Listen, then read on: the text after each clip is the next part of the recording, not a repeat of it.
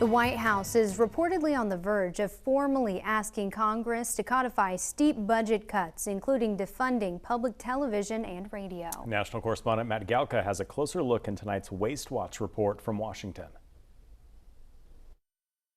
PBS and NPR could see their budgets slashed. The White House called the public broadcasters a grift and trash, with a laundry list of content it didn't agree with. Good morning. The release comes weeks after a hearing debating the public broadcasters' continued congressional funding, and comes as the New York Post reports the Trump administration is on the verge of formally asking Congress to rescind $1.1 billion in funding to the Corporation for Public Broadcasting.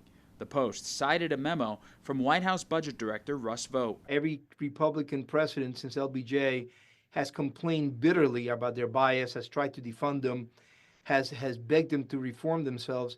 They haven't done so. They're brazen. The memo reportedly cites anti-conservative bias as a reason for wanting to rescind the funds. A Pew Research poll from March found only 24% of the public wanted Congress to remove federal funding for NPR and PBS. The principal investigative committee in the House of Representatives has now stooped to the lowest levels of partisanship and political theater to hold a hearing to go after the likes of Elmo and Cookie Monster and Arthur the Aardvark, all for the unforgivable sin of teaching the alphabet to low-income families' children. Vought's memo also looks to codify some of the Department of Government Efficiency's foreign aid cuts. Citing waste that would continue without rescission, the White House could be asking Congress to eliminate $8 billion in funding for the State Department and the now dismantled USAID. NPR gets about 1% of its total funding from the federal government, and PBS gets about 15%.